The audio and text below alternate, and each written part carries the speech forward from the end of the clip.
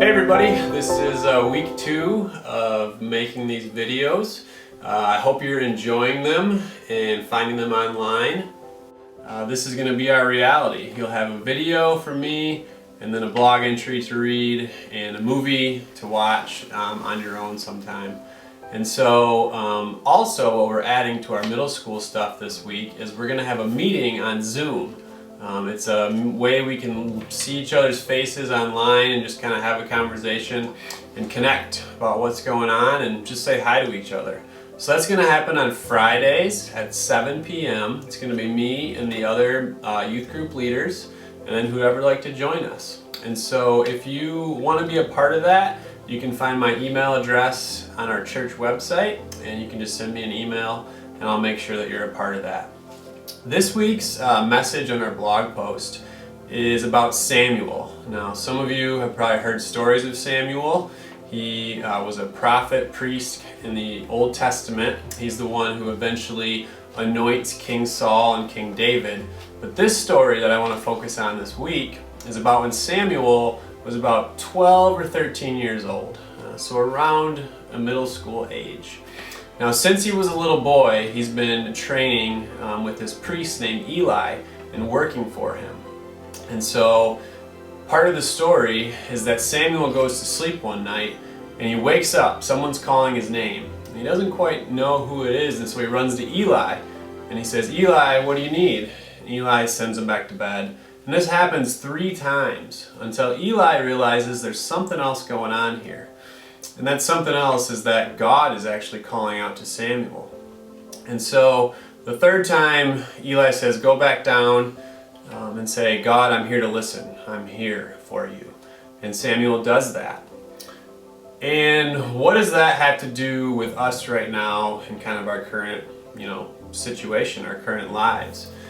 Is that I think if you look at the story of Samuel, he was totally thrown off course. He was kind of confused of what's going on.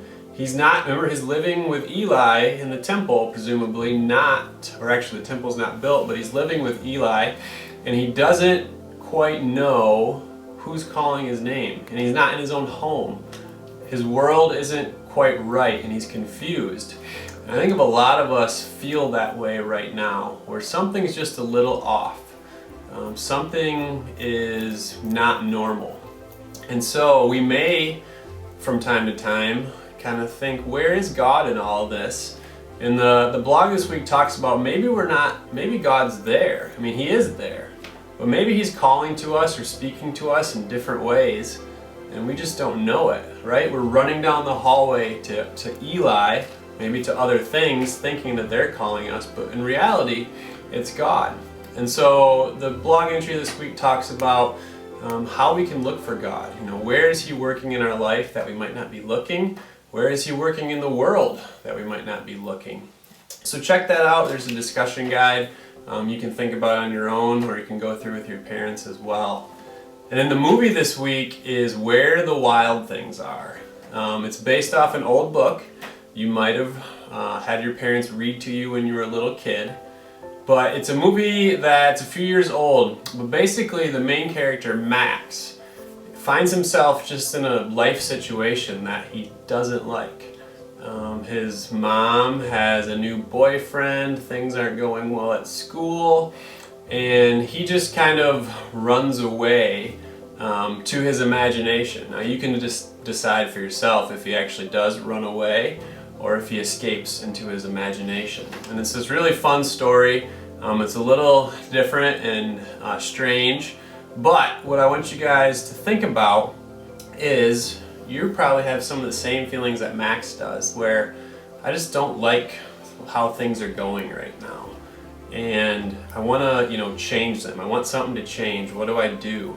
And Max, kind of my argument, is that he uses his imagination to kind of escape to this other place.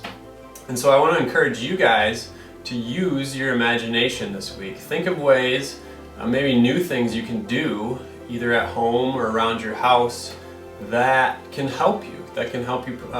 Process what's going on.